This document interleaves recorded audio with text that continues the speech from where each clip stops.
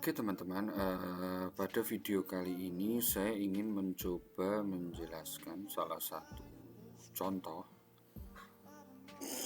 Jadi di sini ada latihan ya, contoh untuk array variabel dengan tipe struktur data array. Nah di sini kita lihat ya, di inti dari flowchart ini sebetulnya adalah kita memasukkan sejumlah angka berjumlah n, namun di sini ditentukan n-nya adalah 10. Kemudian setelah dimasukkan angka sejumlah 10, kemudian dilakukan instruksi perulangan yang berisi penjumlahan 50% dari angka array yang telah dimasukkan. Jadi misalkan ada 10 angka yang dimasukkan, kemudian dari 10 angka yang dimasukkan ini diambil 50%-nya, kemudian dijumlahkan masing-masingnya. Nah, oke, kita coba ikuti saja flowchart yang ada di sebelah kiri ini. Jadi start, oke, kita awali dulu dari include library stdio.h. Kemudian setelah itu dilanjutkan dengan deklarasi variabel n yang nantinya akan kita isi dengan 10, kemudian i, kemudian nah ini untuk indeksnya ya. Nah kita asumsikan misal nilai yang dimasukkan nanti boleh bernilai desimal, maka kita pakai data float, pakai tipe data float ini untuk R. Nah ini misalkan ukurannya 50, kemudian kita masukkan variabel sum di sini ya. Jadi nanti kan sum ini variabel yang digunakan untuk menyimpan hasil penjumlahan. Di awal dia nilainya masih 0. Nah, kemudian di sini ini blok input ya, karena ini blok input, maksudnya blok ini adalah blok input n, namun nanti dipastikan n-nya itu diisi 10. Tidak boleh yang lain karena di sini sudah ditentukan ya 10. Oke, kemudian kita masuk ke program utama. Kemudian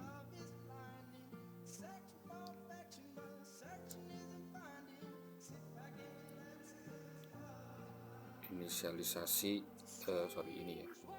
Ini sumnya kita inisialisasi di belakang aja ya, sesuai flowchartnya aja kita sesuaikan. Kemudian create an array length n and assign values to it. Nah ini bisa kita pakai program yang sebelumnya. Kita masukkan ini.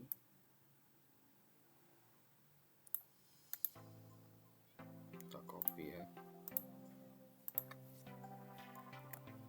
Ini masukkan nilai panjang array-nya. Maksimal 50. Kenapa? Karena di sini kita definisikan 50 ya. Nah, kemudian nanti akan disimpan di variabel bernama n. Setelah itu kita lakukan perulangan untuk mengisi nilainya ya. Kita lakukan perulangan untuk mengisi nilainya. Berarti sama, kita masih pakai ini, langsung kita pakai ini juga boleh.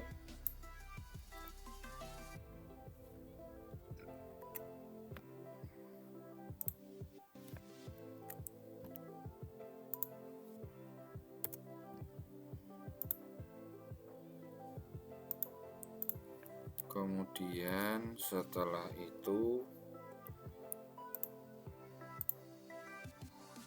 ini kita sudah memasukkan angka-angkanya ya. Cuman perlu diingat di sini ARR masih dalam bentuk integer, sedangkan di sini tipe datanya sudah float.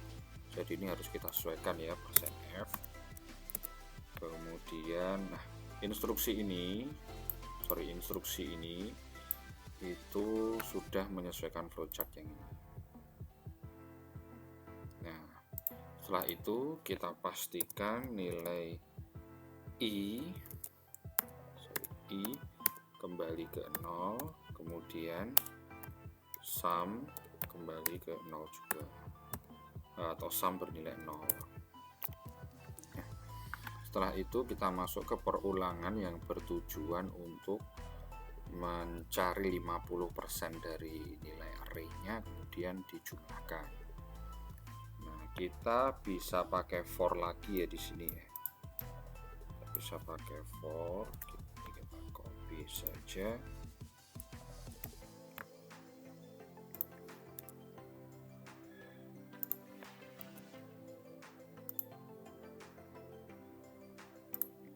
Tapi ini kita ganti ya. Kita ganti dengan instruksi untuk mendapatkan 50%-nya.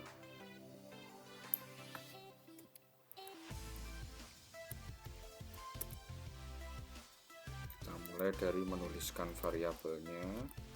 Di sini I sama dengan ARR I.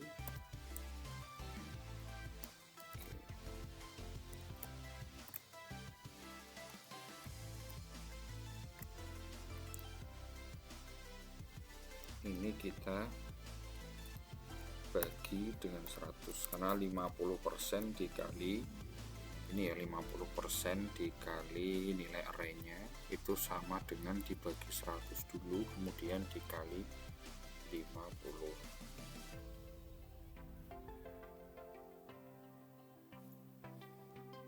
Kemudian setelah didapatkan nilai array yang berisi 50%-nya, maka kita jumlahkan atau kita simpan ke dalam variabel sum.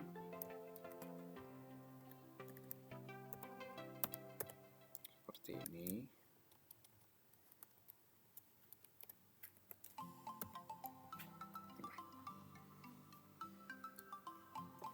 Oke, kemudian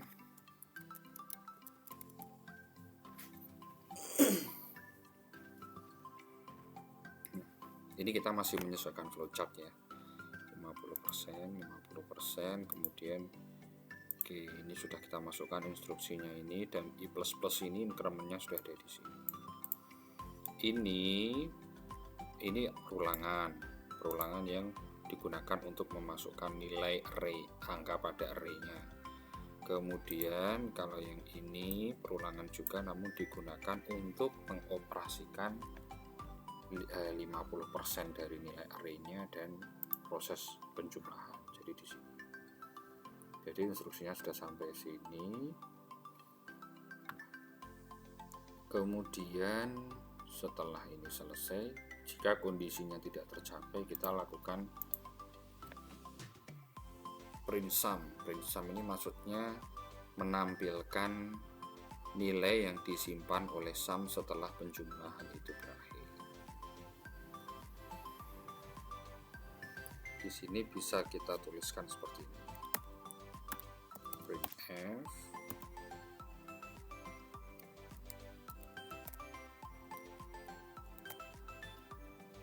hasil penjumlahan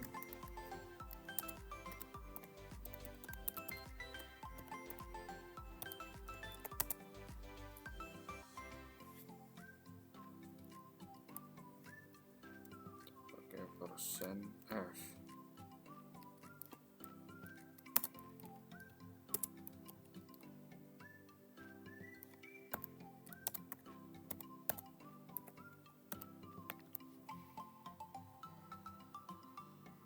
Oke, kita sudah selesai ya. Nah, sekarang kita save dulu. Kita berikan nama array exercise.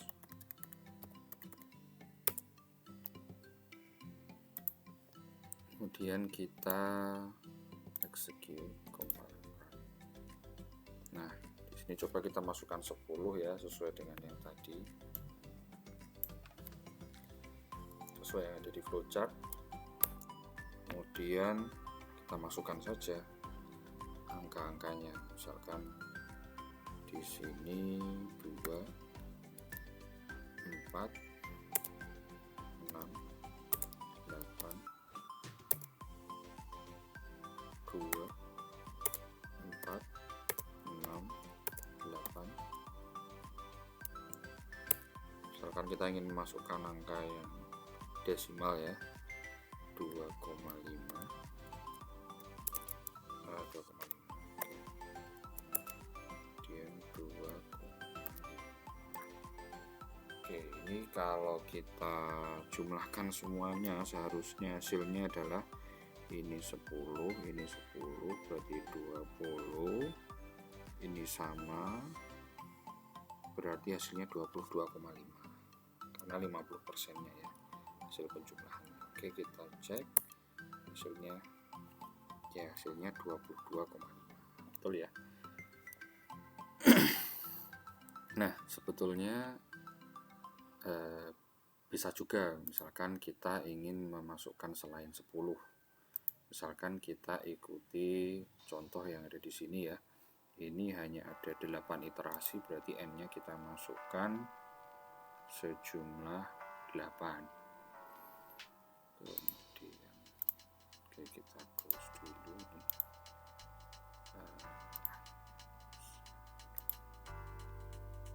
Kemudian masukkan nilai panjang array-nya 8. Kemudian posisi ke 0 di sini nilainya adalah 20, kita masukkan 20. Kemudian posisi ke 1 itu nilainya 12, kemudian 16, 50, 4, 6, 10, 8. Hasilnya nah 63 ya, hasilnya sesuai dengan ini. Jadi kalau kita runut di sini sebetulnya nilai yang dimasukkan adalah ini, kemudian dicari 50%-nya dan berubah menjadi ini, kemudian baru dijumlahkan sehingga didapatkan saat iterasi pertama atau saat i sama dengan 0 nilai sum itu 10. Kemudian sum plus sum nilai yang kemarin, sum sama dengan sum plus sum nilai yang kemarin ditambah nilai i saat itu, nilai ARR saat itu, jadi 10 tambah 6 jadi 16, 16 tambah 8 jadi 24, 24 tambah 25 jadi 49 dan seterusnya sehingga didapatkan 63. Nah, selanjutnya kita juga bisa memodifikasi ya. Ini kita membuat menjadi lebih fleksibel untuk presentasenya. Misalkan di sini kan sudah didefinisikan 50%. Kalau misalkan kita pengen membuat dia itu fleksibel presentasenya, bisa juga kita tuliskan di sini.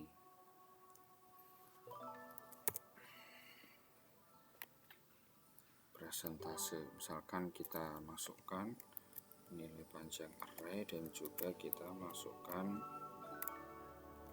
presentase.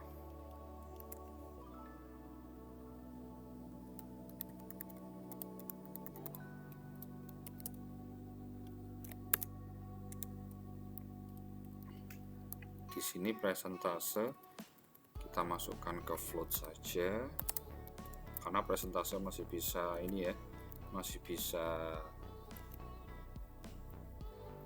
desimal juga. Kalau float berarti ini %f, kemudian nama variabelnya p, p-nya sudah kita ubah di bawah. Nah, ini kalau kita pengen membuat dia menjadi presentasenya menjadi lebih fleksibel. Oke, kita masukkan dulu nilai panjang array 8, kita masih menyesuaikan contoh ya. Presentasenya kita isi 50 dulu, kemudian kita isi sama apakah hasilnya nanti sesuai. Ini kita cek programnya dulu ya.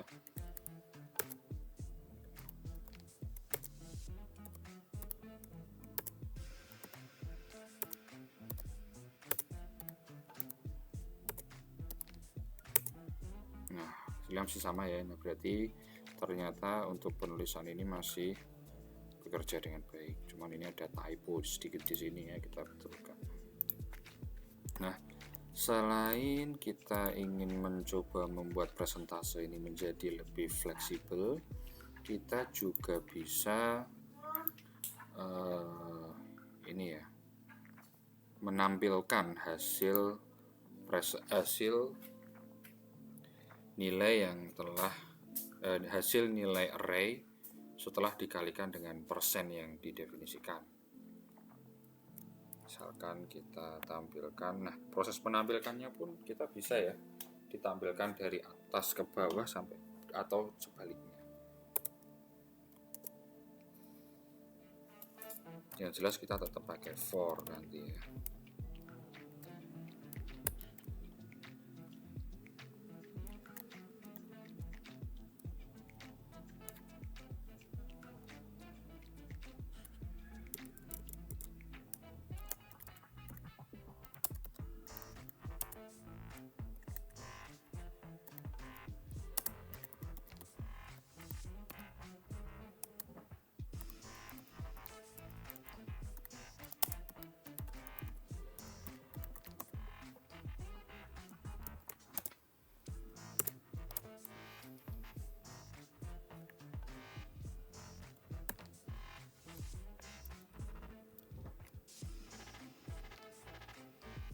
Sini kita pakai for.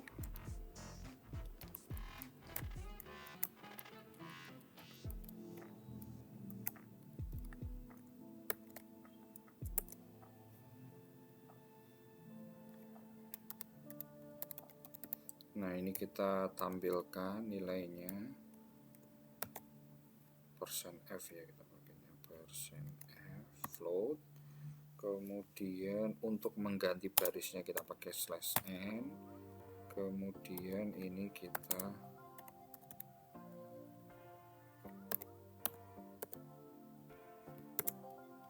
berikan nama variabel yang akan dipanggil.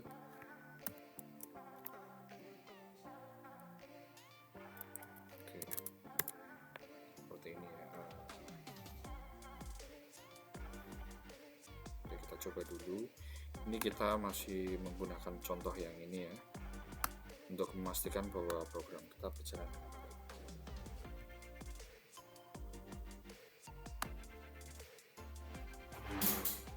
Ini kita masukkan nilai panjang array-nya 8, kemudian presentasenya 50, posisi ke 0 20, 12, 16, 50, 4, 6, 10, dan 8. Nah, kalau kita lihat ya, ini 50%-nya 20 adalah 10, kemudian 12, 6, 8, 25, dan seterusnya. Itu sudah betul ya. Ya, cuman ini ada sedikit ini ya, kurang rapi saja ya. Ini bisa kita betulkan nanti.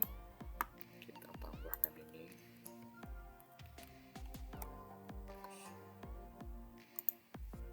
Slash n di sini. Oke, nah.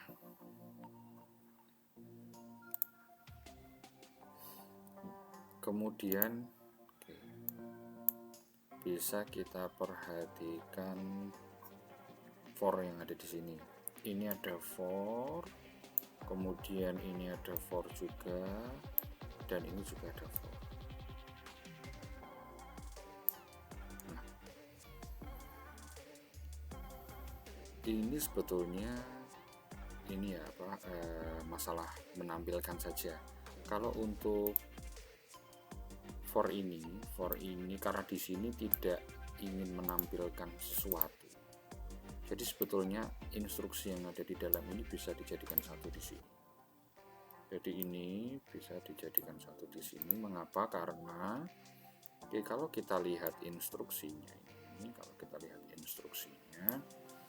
maka kondisinya maka sama dengan kondisi yang ada di sini. Maka ini bisa dipindahkan ke sini. Kalau untuk ini sebetulnya sama, bisa juga ini dipindahkan ke sini. Namun karena kita tujuannya untuk menampilkan agar menjadi lebih rapi, maka ini dipisah. Nah, untuk ini mengapa kok ini dan ini itu sebetulnya dipisah? Padahal kalau dijadikan satu pun sebetulnya bisa, karena hanya ingin menunjukkan bahwa ini adalah bagian yang digunakan untuk memasukkan angka pada masing-masing array, sedangkan ini adalah bagian yang digunakan untuk memproses sekian persennya. Kalau di sini 50% ya, 50% penjumlahan dari 50 persennya angka pada array. Nah, tapi sebetulnya kalau ini mau dijadikan satu pun nggak masalah lagi. Kita akan coba, ini kita komen dulu. Kita berikan komen dulu ya.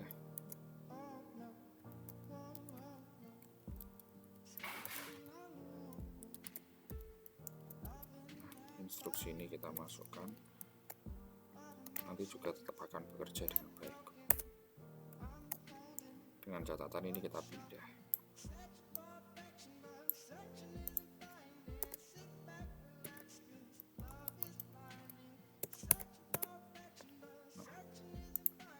Oke, itu sudah kita pindah, ini sudah kita komen, kemudian kita compile and run. Ini kita close semua dulu saja ya. Kita ulangi, compile and run. Kita masukkan lagi jumlahnya 8, presentasenya 50, ini angkanya dari 20, kemudian 12, 16, 50, 4, 6, 10, dan 8. Nah, ternyata masih bisa berjalan dengan baik dan sama dengan program yang sebelumnya. Namun kalau bagian ini nanti ikut dipindahkan ke sini, maka tampilannya akan menjadi kurang baik. Tapi sebetulnya bisa saja karena di sini hanya berusaha untuk menampilkan. Untuk hasil penjumlahnya akan sama saja. Oke, jadi ini untuk menghemat sintaks memang bisa kita jadikan satu. Namun secara flowchart mungkin akan lebih nyaman jika kita bedakan agar lebih mudah bagi kita untuk memahami, atau bagi orang lain yang user itu bisa lebih mudah untuk memahami. Oke, sekarang terakhir mungkin bisa kita coba untuk presentase yang lain. Tadi presentasenya baru 50% yang dicoba, sekarang kita coba untuk presentase yang lain. Misalkan nilai panjang arraynya tidak perlu terlalu banyak, misalkan 4 saja, kemudian presentasenya kita katakan 25%-nya, misalkan 25% ya. Kemudian masukkan angka pada posisi ke 0, kita masukkan 10 misalnya, kemudian 20, kemudian 10, kemudian 40,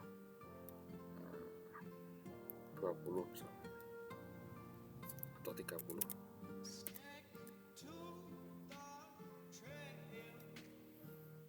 Atau ini ya, 60 saja.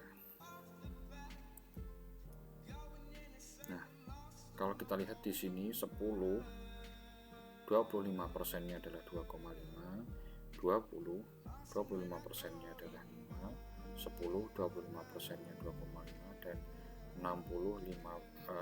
25%-nya adalah 15.